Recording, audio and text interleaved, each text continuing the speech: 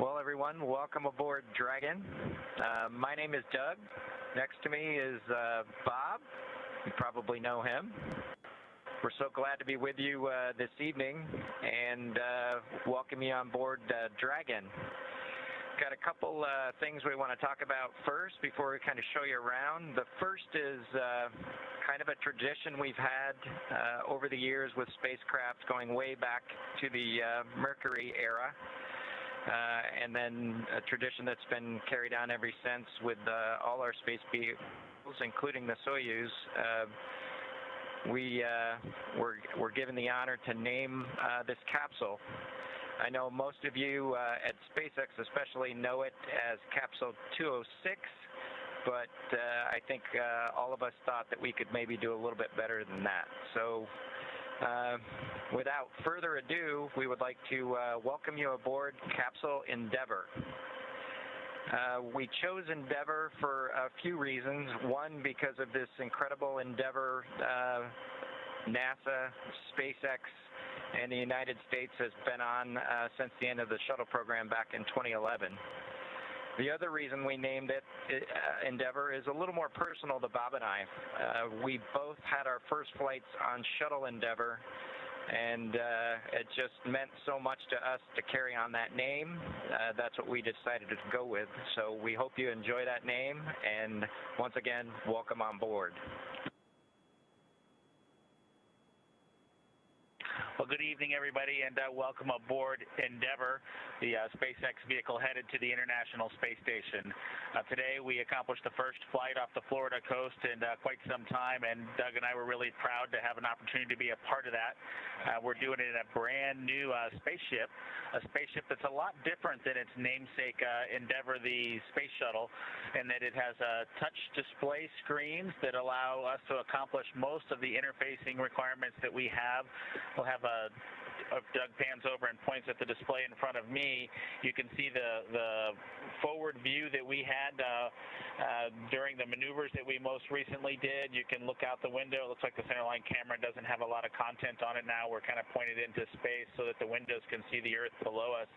But we've got the capability to interface with the vehicle, and it's kind of interesting. There's a command. This little button over here is actually what the commands are for our displays. One thing that does get lost is there is a extensive button panel down below as well. So over on this side, we can turn the displays on and off, as well as send some commands for some contingency situations.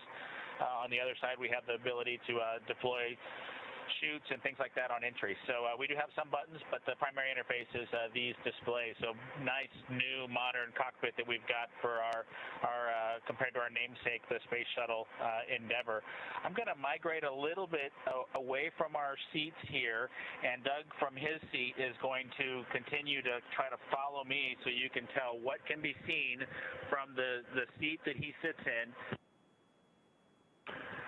So from his seat, when he is inside in the vehicle, strapped in, this is what his view actually looks like. You can see a window off to the one side. We each have a window that we can view out and see what's going on outside. That was exciting on ascent for us to be able to see the arm rotate away from the pad, and that's when we both, I think, knew that we were going to launch today. So that was super cool. I've got one on my side as well. The hatch that we came in is the hatch that's right behind me. It is a little bit of a tight quarters, but I'm going to try to demonstrate some of the capability that we have now that we're in zero gravity. So I think I was requested to do a backflip. I'm going to kind of do a side spin, which is a little bit of a permutation on that request. So hopefully you can see what it's like to actually float in zero gravity, and Doug and I are super excited that we got the opportunity to do this again today, even before the end of May. So that was super cool. We did, it turns out, end up with one stowaway on board our vehicle when we launched today. It was not just Doug and I who accomplished the launch here. We do have an Apatosaurus aboard. We both have two boys who are super interested in dinosaurs.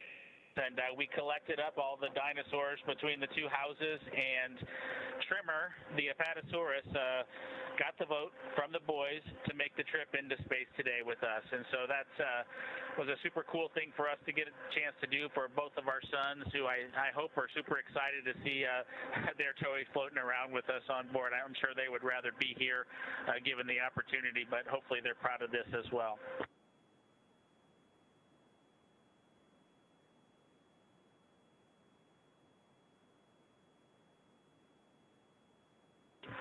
Okay, as we work our way towards one of the windows, unfortunately it's getting a little bit dark, but I don't know if Bob can pan over here. We just passed off of the coast of Newfoundland, and we're headed over to over the Atlantic right now.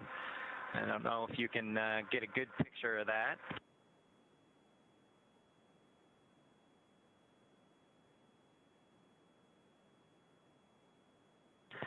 Anyway, hopefully you enjoy that view as we pass over the Atlantic, and I think with that we will work ourselves back into the seats and wrap things up for this evening.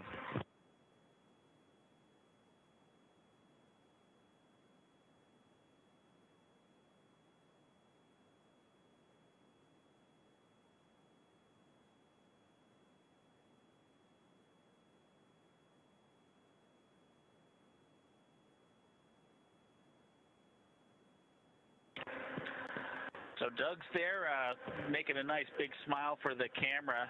I hope you enjoyed the trip today with us on board the Dragon capsule Endeavour with our friend Trimmer, the Apatosaurus, and Doug and I. We just would like to thank SpaceX, we'd like to thank NASA, and we'd like to thank the American people for the opportunity today. And we're really proud of the entire team that was able to accomplish human spaceflight again from the Florida coast. Just a wonderful experience. Doug and I are just so proud to be a part of it, and just want to thank everybody who gave us this opportunity and worked so hard to make this happen today. So with that, I think it'll be good night from Capsule Endeavour. Good night to everyone at NASA, at SpaceX, and the United States, and congratulations to the teams that got us into orbit. And we're looking forward to seeing Chris Cassidy and his Russian colleagues on board the International Space Station tomorrow morning. Good night, Megan and Theo. And Karen and Jack.